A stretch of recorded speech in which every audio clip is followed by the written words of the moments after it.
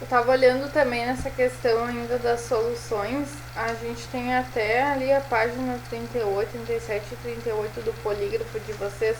A gente tem bastante outros cálculos, tá? Relacionando mais ainda a questão de diluição de uma solução em outra. Então deem uma olhada nesse conteúdo, vejam se vocês entendam, conseguem compreender, vejam também os problemas que estão propostos na lista. E qualquer dúvida, vocês por favor me escrevam, tá? Ali a nossa última, talvez nosso último conteúdo, e talvez um conteúdo mais difícil, será a aula 11, né? Que são reações de óxido, redução e corrosão, tá? O que são reações de óxido redução? Na reação de óxido redução, a gente tem os oxidantes, que são aquelas moléculas que vão perder elétrons, ter o seu NOx aumentado, e a gente vai ter, eles são os agentes redutores. Quem promove então a oxidação é o agente redutor. Então, nunca confunda oxidação e redução, porque na redução a gente vai ter o ganho de elétrons, o NOx vai diminuir e ele vai ser o agente oxidante. Então, a oxidação, quem faz a oxidação é o agente redutor. Quem faz a redução é o agente oxidante. Então, bem importante a gente ter essa diferença de relação, tá?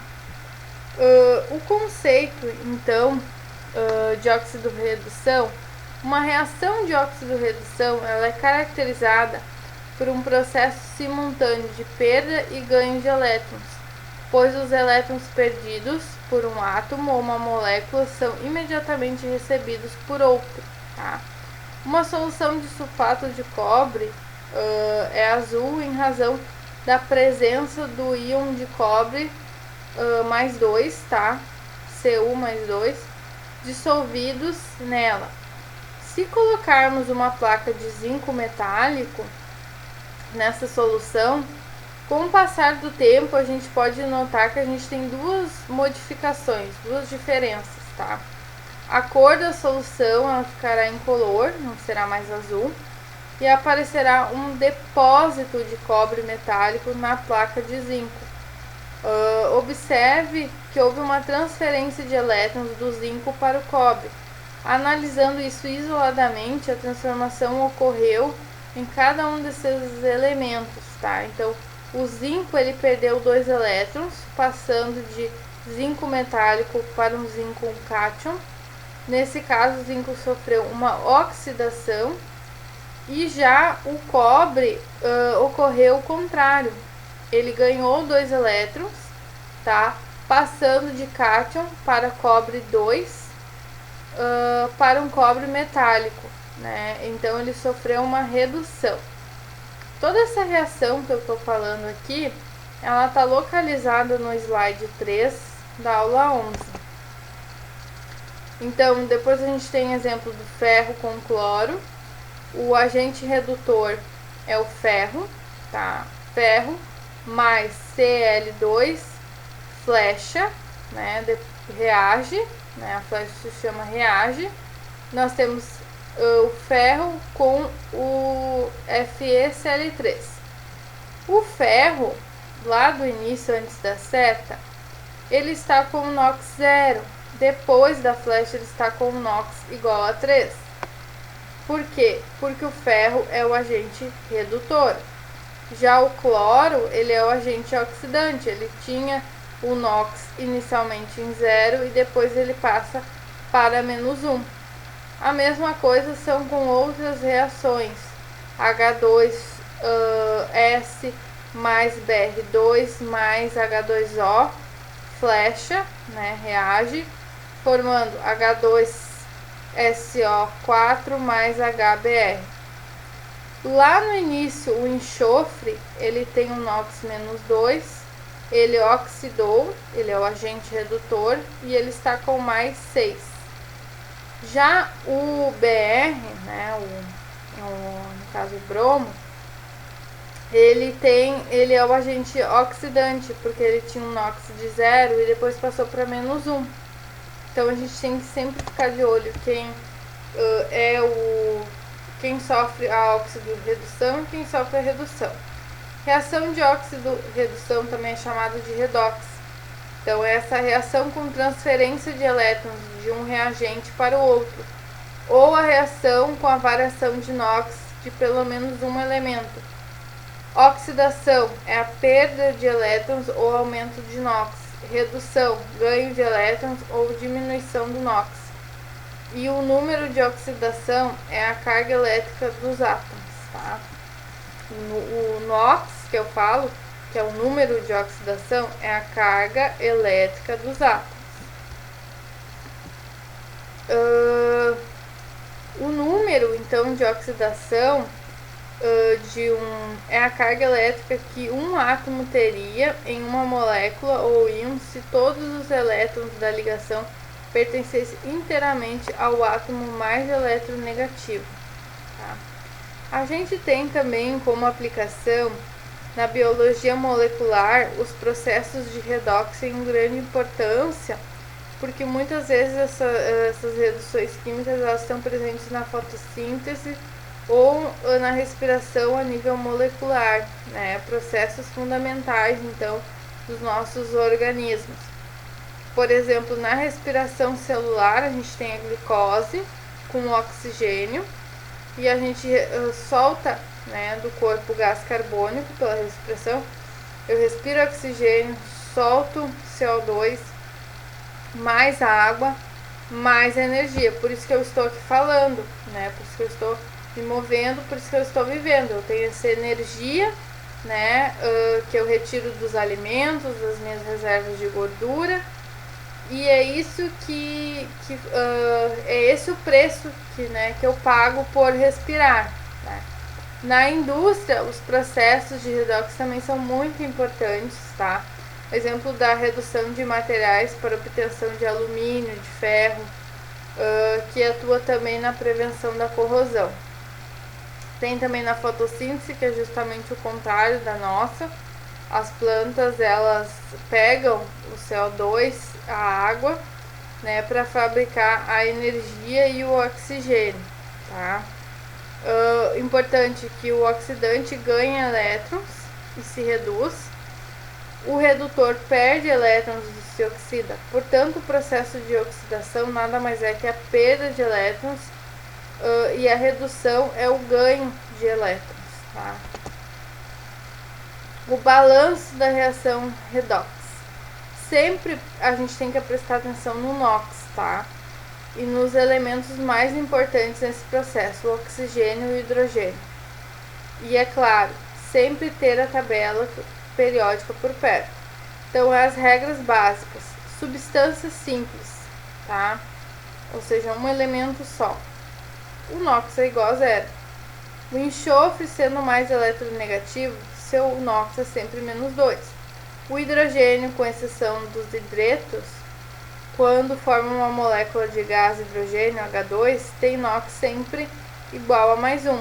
Por isso que a gente sempre tem que começar uma reação de óxido-redução prestando atenção aonde está o oxigênio e onde está o hidrogênio. O oxigênio, que é o elemento mais eletronegativo da molécula do composto iônico, seu NOx sempre é -2. Então, quando temos moléculas neutras, a soma dos NOx dos átomos que compõem essa espécie sempre é igual a 0. Então, a gente separa o NOx dos produtos e dos reagentes, tá? E faz uma tabela, tá? O que é essa tabela? A gente vai fazer o átomo, o NOx reagente, o NOx dos produtos, pergunta se ele perde ou ganha elétron, tá? Por exemplo,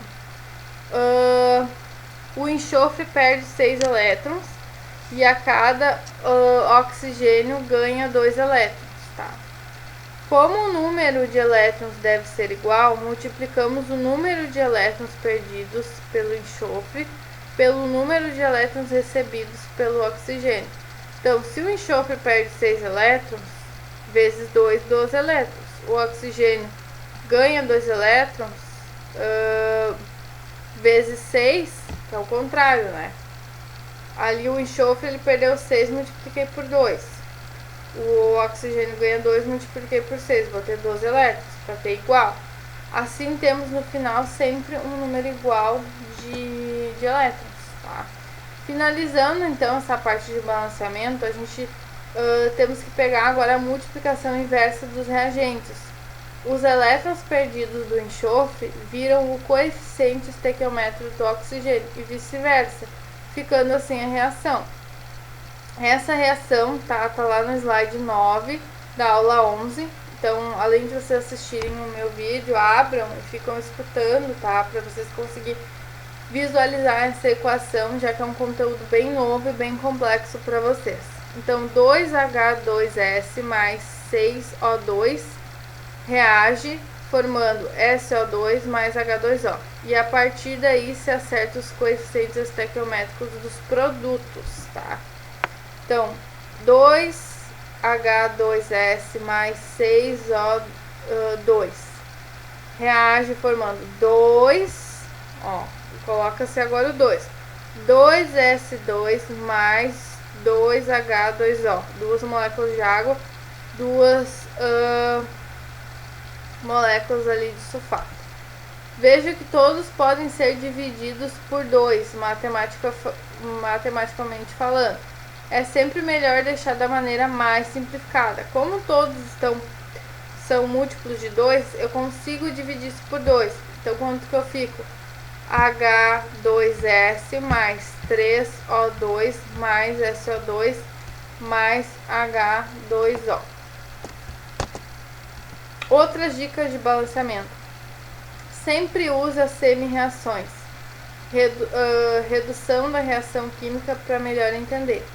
Então, sempre eu vou usar, se eu quiser, eu tenho lá a minha equação química grande, eu vou contabilizar primeiro os oxigênios e os hidrogênios, posso tirar eles separados e fazer uma outra reação para me entender melhor, descobrir as espécies que sofrem oxidação, escrever essas semi-reações analisando as espécies separadas com oxigênio e com hidrogênio, balanceando melhores elementos, deixando por último o oxigênio e o hidrogênio, ou começando por eles primeiro, balanceando as cargas elétricas para adição de elétrons, tá?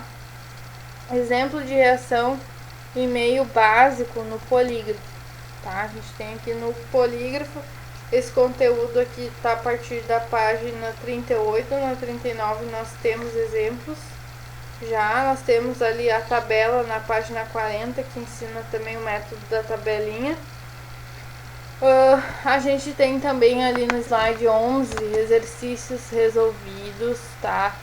Já estão com a resposta, o porquê que cada questão tá correta ou não, tá? Então deem uma olhada.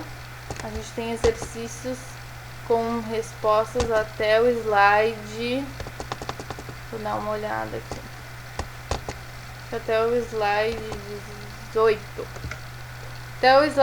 No slide 18 a gente já começa falando de corrosão. Até o 17 a gente tem ali do 15 ao 17 os slides com exercícios resolvidos sobre óxido redução.